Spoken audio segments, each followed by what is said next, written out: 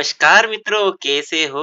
उम्मीद करता हूँ बढ़िया और प्रसन्न होंगी। चलिए प्रसन्नता के साथ आज का प्रश्न है, निम्नरेखिक समीकरणों के युग्मों में से किसका एक अद्वितीय हल है, किसका कोई हल नहीं है, किसका अपरिमित रूप से अनेक हल है। अद्वितीय हल की स्थिति में उसे वज्र गुणन विधि से हमें हल करना है। Yani which of the following pairs of linear equation has unique solution or infinity या many solution? In case there is a unique solution, find it by cross multiplication method. ठीक है, करेंगे तो समझ में आ जाएगा। पहले हमें देखना है कि समीकरण का कोई हल है कि नहीं है, या अनंत हल है, या कोई अद्वितीय हल है। ठीक है, ये हमारा रहा पहला प्रश्न। x minus 3y minus 3 equal to 0, 3x minus 9y minus 2 equal to 0। व्यापक समीकरण से इसकी तुलना कर लेते हैं पहले। व्यापक समीकरण से तुलना करने पर व्यापक समीकरण कौन? हमारा a1x b1y और इक्वल टू सी, ये हमारे व्यापक समीकरण है। इस प्रकार a2x b2y equal to c2, ये c1। ठीक है, ये हम पहले पढ़ चुके हैं। तो व्यापक समीकरण से तुलना करेंगे तो a1 क्या है, x का गुणज कुछ नहीं है तो क्या है, 1। b1 क्या है, y का गुणज कौन है, ऋण 3। और c कौन है, c है हमारा ऋण 3। c इधर भी हो सकता है, उस केस में हल करने में थोड़ी सी अलग स्थिति करनी पड़ेगी। और a2 बराबर क्या है, 3। और b2 बराबर क्या है, ऋण 9। और c2 बराबर क्या है, ऋण 2। ये c1 है। ठीक है, तो पहले देख लेते हैं इनकी अद्वितीय हल है कि अनंत है, क्या अपरिमित हल है।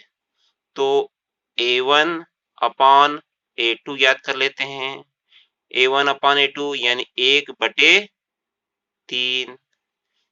b1 अपॉन b2 यानी ऋण 3/9। इसे हल करेंगे तो 3 एकम 3 और 3 तिया 9, यानी 1/3 माइनस से माइनस कट जाएगा। ठीक है, c1 अपॉन c2 क्या आएगा, ऋण 3/2। ये a1 अपॉन a2 का मान है, ये b1 अपॉन b2 का आ गया, c1 अपॉन c2। हम क्या देख रहे हैं, हम देख रहे हैं a1 अपॉन a2 बराबर किसके है, b1 अपॉन b2 के है। इसका मान भी 1/3 और इसका मान भी 1/3 आया, लेकिन c1 अपॉन c2 इनके बराबर नहीं है। ठीक है, तो इस प्रकार की स्थिति में निकाय के कोई हल नहीं होंगे। a1 अपॉन a2 और b1 अपॉन b2 इक्वल है, लेकिन c1 अपॉन c2 इक्वल नहीं है, तो समीकरण के कोई हल नहीं होंगे। ठीक है,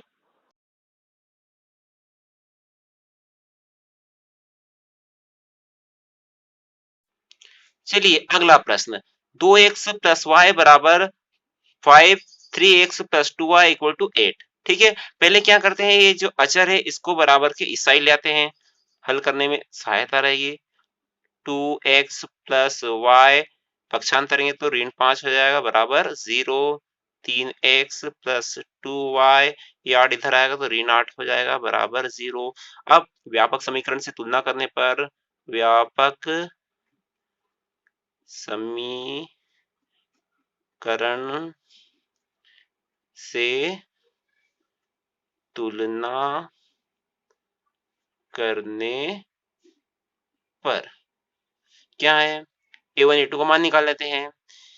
x का गुणज a1 b1, ये b c1, ये b a1 a2 c2। ठीक है, a1 का मान है 2, b1 का मान है, y का गुणज कुछ नहीं तो 1 है, c1 का गुणज कौन है, ऋण 5। ठीक है, a2 का गुणज कौन है, x का गुणज कौन है, 3, ये A2 का मान गया, B2 क्या y का गुणज कौन है 2, C2 का मान क्या है ऋण 8। ठीक है, पहले देख लेते हैं अद्वितीय हल है कि कोई हल नहीं है कि अनंत हल है। ठीक है, उसके लिए क्या करते हैं A1 upon A2, A1 upon A2 इसका मान लिखिए, A1 और A2 का मान लिखिए 2/3 हो जाएगा। B1 अपॉन B2 यानी 1/2, C1 अपॉन C2 क्या हो जाएगा ऋण 5/8। क्या देख रहे हैं हम A1 अपॉन A2 बराबर नहीं है B1 अपॉन B2 के, इसको अब छोड़ो भी। A1 अपॉन A2 बराबर नहीं है B1 अपॉन B2 के। पिछली वाले में ये बराबर थे, इस बार बराबर नहीं है, तो इसका मतलब है कि समीकरण का एक अद्वितीय हल होगा। या तो सारे बराबर रहे तो समीकरण का अनंत हल होंगे, या ये दोनों बराबर रहे और ये बराबर न रहे तो समीकरण का कोई हल नहीं होगा।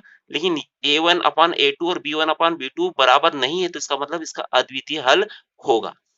ठीक है, चलिए हल कर लेते हैं। इसलिए समीकरण का एक अद्वितीय हल है वज्र गुणन विधि से हल करने पर। वज्र गुणन विधि से क्या करते हैं,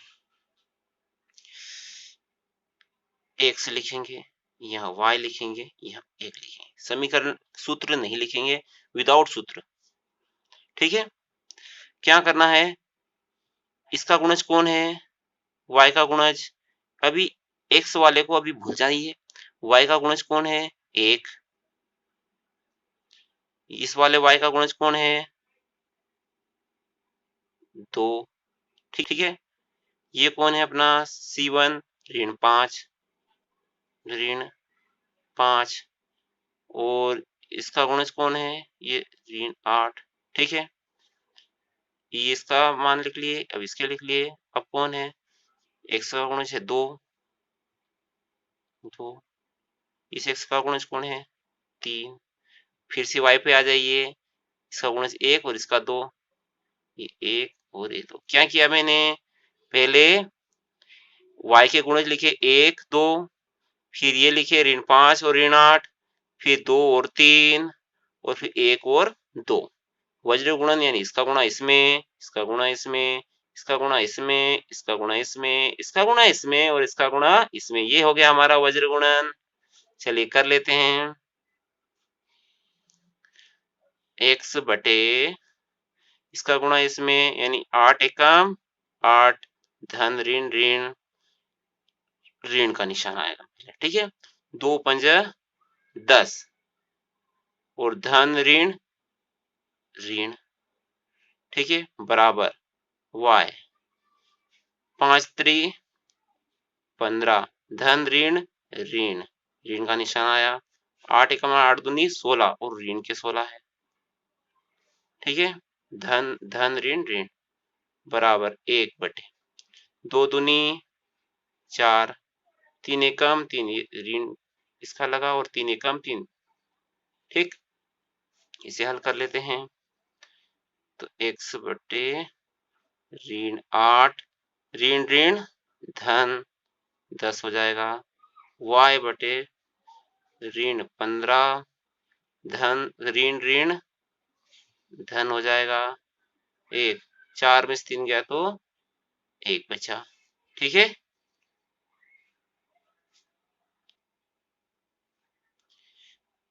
x बटे ये धन का ये ऋण का 10 में से 8 गए तो 2 बचे, ये धन का ऋण का 16 में से 15 गए तो 1 बचा, और ये ऐसा का ऐसा। ठीक है, अब मान निकाल लेते हैं, तो x ये वाला हिस्सा इसके बराबर है और ये वाला इसके बराबर है, यानी ये वाला हिस्सा इसके बराबर भी है, तो x बटे 2 बराबर 1 बटे 1। तो x का मान हो गया 2 एकम 2, नीचे 1 लिखा है, कोई लिखने की जरूरत नहीं है, और y बटे 1 बराबर 1 बटे 1। तो y का मान क्या हो जाएगा, ये इधर गया तो 1 एकम 1। ठीक है, अतः निकाय का अद्वितीय हल x बराबर 2 व y बराबर 1 होंगे। ठीक है, ये रहा हमारा अगला प्रश्न। 3x ऋण 5y minus 20 equal to 0, 6x minus 10y minus 14 equal to 0। ठीक है, अब व्यापक समीकरण से तुलना कर लेते पहले। व्यापक समीकरण से तुलना करने पर, ठीक है, a1 यानी x का गुणज कौन है 3, b1 यानी y का गुणज कौन है ऋण 5, c1 यानी कौन है बचा अचर ऋण 20। ठीक है, a2 का मान हो जाएगा 6, b2 का मान हो जाएगा ऋण 10 और c2 का मान हो जाएगा ऋण 40। ठीक है, अब देख लेते हैं अद्वितीय हल है कि अनंत है कि अपरिमित हल है।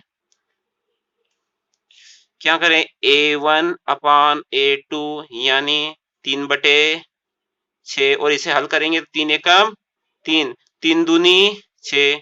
ठीक है, ए b1 अपान b2 यानी ऋण 5/ऋण 10, इसे हल करेंगे तो क्या आ जाएगा 1/2, 5 एकम 5, 5 दूनी 10। ठीक है, ऋण से ऋण गया।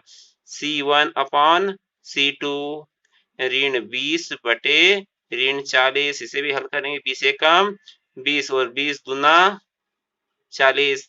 क्या आया, a1 अपान a2 का मान भी 1/2, b1 अपान b2 का मान भी 1/2 और c1 अपान c2 का मान भी 1/2। क्या देख रहे हैं हम, a1 upon a2 is equal b1 upon b2, ये भी बराबर है c1 अपान c2 के, सारे ही बराबर है।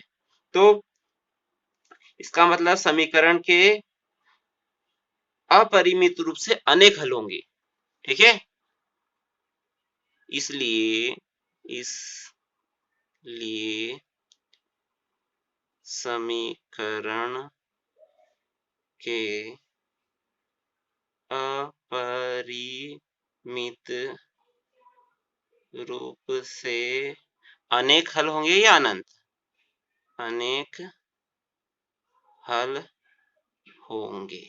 ठीक है, मैंने आपको तीनों ही कंडीशन के सवाल बता दिए। अब मुझे लगता है अब आप सवाल अगले हल कर सकते हैं। बस याद क्या रखना है आपको याद रखना है ये वाली कंडीशन, यानी a1 upon a2 is equal to नहीं है b1 अपान b2 के, तो अद्वितीय हल होगा, या तो सारे ही बराबर है तो अनंत हल होंगे, या a1 अपान a2 तो बराबर है b1 अपान b2 के, लेकिन c1 अपान c2 बराबर नहीं है, तो क्या होगा, तो कोई हल नहीं होगा।